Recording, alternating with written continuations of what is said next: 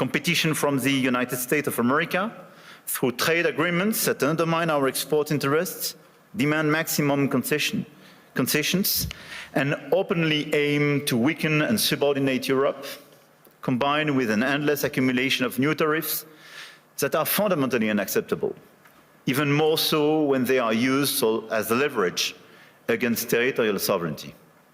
And competition from China, where massive excess capacities or distortive practices threaten to overwhelm entire industrial and commercial sectors. Export control has become more dangerous new tools, destabilizing global trade and the international system. And the answer, in order to fix this issue, is more cooperation and building new approaches. And it's clearly building more economic sovereignty and strategic autonomy, especially for the Europeans, which is for me the core answer. In this context, I want to exclude two approaches. The first approach would be to, I would say, to passively accept the law of the strongest, leading to vassalization and bloc politics. I think accepting a sort of new colonial approach doesn't make sense.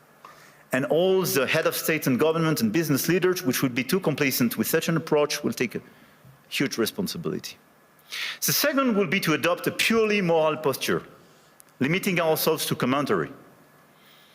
That path would condemn us to marginalization and powerlessness.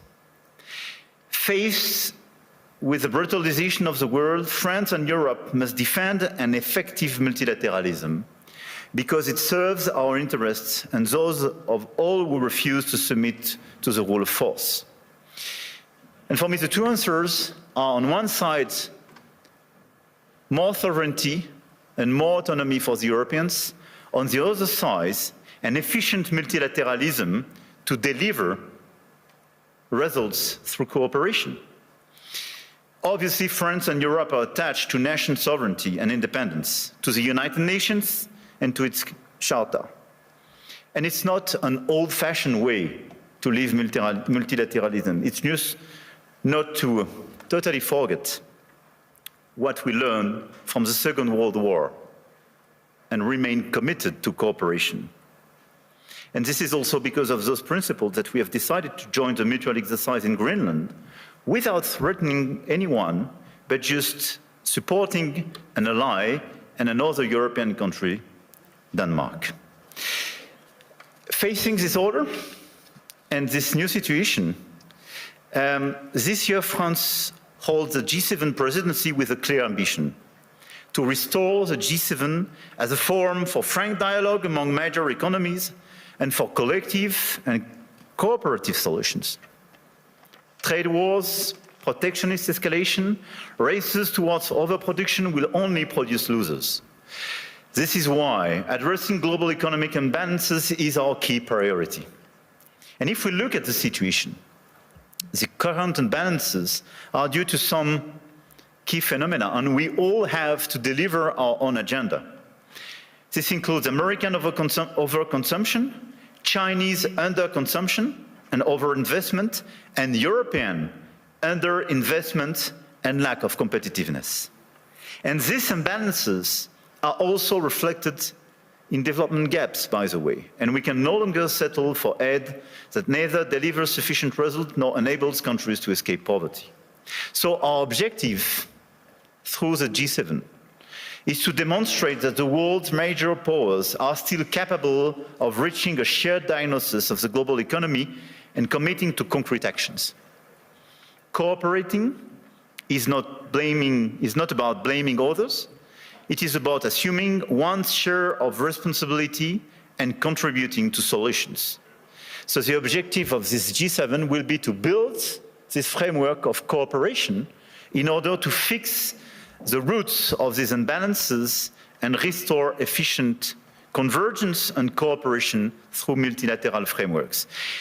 And the other objective is as well to build bridges and more cooperations with the emerging countries, the BRICS and the G20, because the fragmentation of this world would not make sense. Here, this point is for, I would say, the global agenda and how the, our G7 agenda.